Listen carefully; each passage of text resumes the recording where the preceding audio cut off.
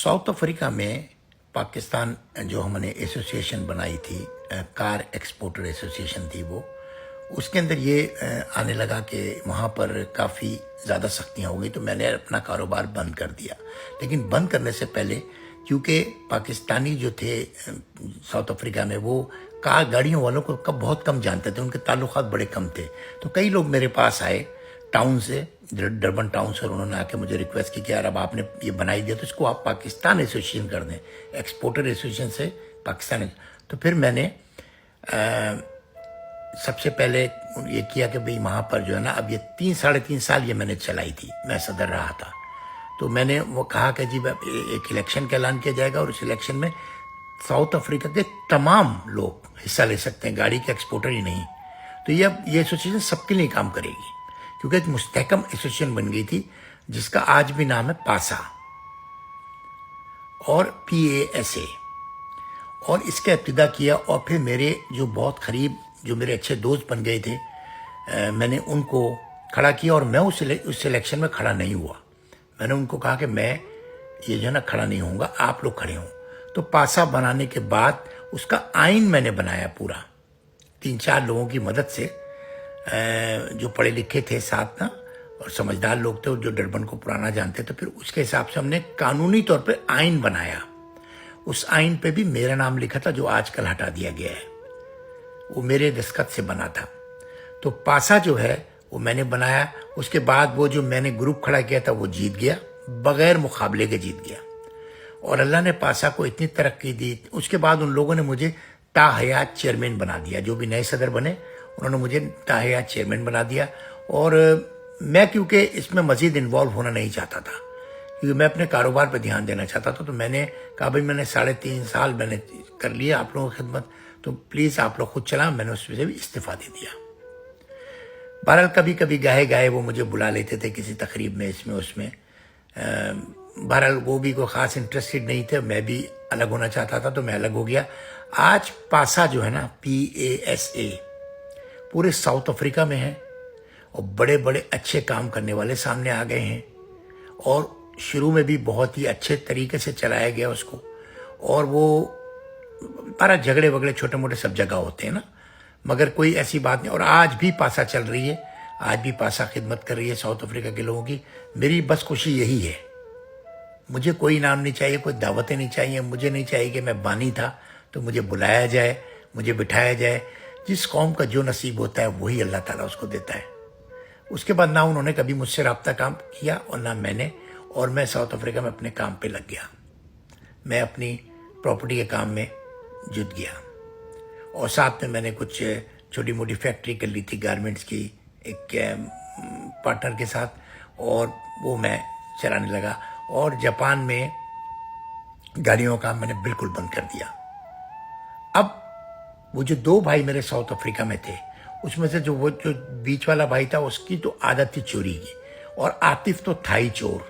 तो इन लोगों ने मिल के मेरे इस भाई को डैमेज किया। मेरा भाई यहाँ से सामान उठा के, बीवी उठा के, और जापान वापस भागा। जब वो बकौल उसके, मुझे नहीं पता, उसने जो बातें मुझे अब बताई 2019 में, कि उसके बाद मैं जब जापान आया हूँ तो मेरे पास एयरपोर्ट से घर जाने के पैसे नहीं थे। उसने मेरे एक दोस्त को फ़ोन किया, वो दोस्त ने मदद की, 1-2 दिन अपने घर रखा। बहरहाल जो भी जैसे भी, जैसा पैसा था वैसा गया। 2 लाख मेरा था उसके पास, और 2 लाख उसने बैंक से कर्जा लिया था। और उस 2 लाख के बाद भी उसने 2 लाख और ले लिया था बकौल उसके। मुझे नहीं पता, ये बातें उसने मुझे बताई हैं। और $6 लाख पूरा उसने साउथ अफ्रीका में डुबो दिया, क्योंकि कारोबार आता नहीं, कारोबार उसको आता ही नहीं था। और वो छोटा जो बीच वाला था, वो उसको भी कुछ नहीं आता था, वो भी चोर था। छोटा मोटा कुछ आतिफ को आता था, तो आतिफ सबसे बड़े चोर थे। तो चोरों का मिलाप हुआ ना, तो वैसे ही होता है फिर। और अकल ना हो आदमी के पास, कारोबारी जहन ना हो। बहरहाल वो भाई मेरा जापान के अंदर ठंडा होकर बैठ गया, जॉब पर लग गया, छोटे मोटे गाड़ियों के इधर उधर करने लगा। बस वो अपने सेट हो गया। अब यहाँ पे इसको आप रोक दें, ये दोनों भाइयों की कहानी। अब मसला आया मेरा जो था अपना शारजा में जो कारोबार था उसका। मेरे बहनों ही तो वहाँ से जा चुके थे सुपरमार्केट से। मैंने उस दोस्त को, पुराने दोस्त को वहाँ बुलाया था।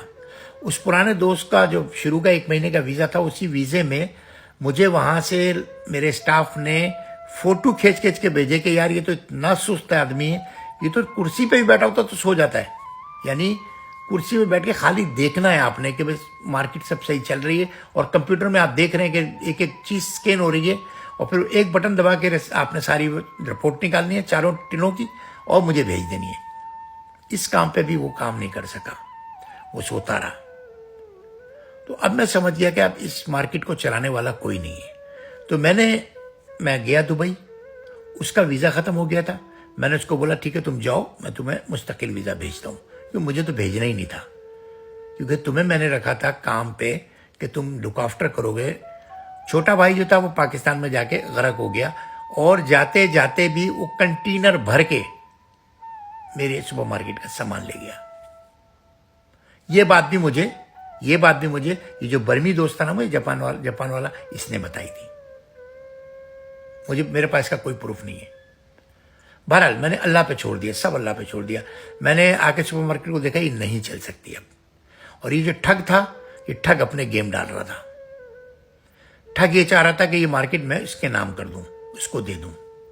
तो मुझे पट्टियां पढ़ाता था कि ऐसे कर लो, मैं चलाऊंगा, मैं करूंगा। मुझे पता था ये नहीं चलाएगा। ये तो आदत में है ही ठग। उसका नाम ही मैंने आपके सामने ठग रख दिया है। पूरी जिंदगी मैं उसको जानता था, 74 से मैं उसको जानता था।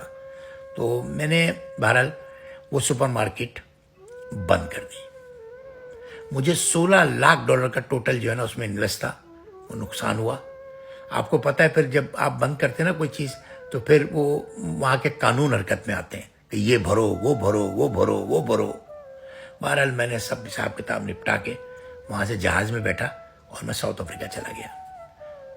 अब मैंने जापान में बिल्कुल काम बंद कर दिया था, दुबई का मेरा काम खत्म हो गया था, और मैं साउथ अफ्रीका जब पहुंचा तो मुझे ये स्टोरी पता चली कि मेरे इस भाई ने, जो अभी साउथ अफ्रीका में था, जो मुझसे छोटा, जो चोरी करके भागा था, उसने जापान वाले भाई के साथ हाथ कर दिया है। और वो आतिफ जो था वहां से भाग के जोहान्सबर्ग चला गया था, वो छुपता फिर रहा था मुझसे। हालांकि मेरे साउथ अफ्रीका में इतने ताल्लुकात थे। यहाँ पर साउथ अफ्रीका में ऐसे होता है कि आप किसी को 2000 येन दो ना और बोले इसको गोली मार दे, तो वो मार देते हैं गले। लेकिन अल्लाह ताला किसी को मरवाना और ये तो पिटवाना तो छोड़े, मैं तो किसी को गाली भी नहीं दे सकता। मैं सैयद हूं। अगर कोई मुझे गाली देता है मैं वो बर्दाश्त कर लेता हूँ, और अल्लाह ताला मुझे उसका सिला देता है। और मैं उस बंदे के लिए भी दुआ करता हूँ, या अल्लाह इसको अकल दे, इससे मुझे तंग कर रहा है, इसने मुझे चोरी की या चीट किया या गाली दी या झगड़ा किया, मैं उससे झगड़ा दोबारा नहीं करता। वही मैंने वहां पे अपनाया। और आतिफ को, क्योंकि उसके पास भी मेरा ही वीजा था, लेकिन वो इसलिए भाग रहा था कि कहीं मैं पकड़ के उससे वीजा ना छीन लूं, वीजा ना उसका कैंसिल करा दूं। उसने एक गोरी लड़की से शादी की और वो उस गोरी लड़की को लेकर कराची चला गया। ये मुझे जो इत्तलात मिली मेरे जराए से। मेरा जो एक जापान वाला भाई था वो जापान बीवी के साथ वापस आ गया और यहाँ पे आके सरवाइव करने लगा। और ये 2015, 16, 14 की बात है। और उसके बाद मैं अपने काम में दोबारा धुत गया। मेरे भांजे को मैंने, जाहिर है कंपनी खत्म हो गई, वो अपना कुछ छोटा मोटा करने लगा, आज भी साउथ अफ्रीका में है। और इस तरह ये सारी सेटिंगें जो है ना गिर गई, इसलिए कि मेरे पास मेरी फैमिली में सिवाय मेरे मामू के कोई भाई इस काबिल नहीं था कि जिसके साथ मैं कोई कारोबार करता। बहरहाल मैंने जो बचा कुचा पैसा इधर उधर से सेट करके अपने साउथ अफ्रीका काम में बेहतरीन लगा दिया, और साउथ अफ्रीका काम मेरा बेहतरीन चल पड़ा। खुश रहें।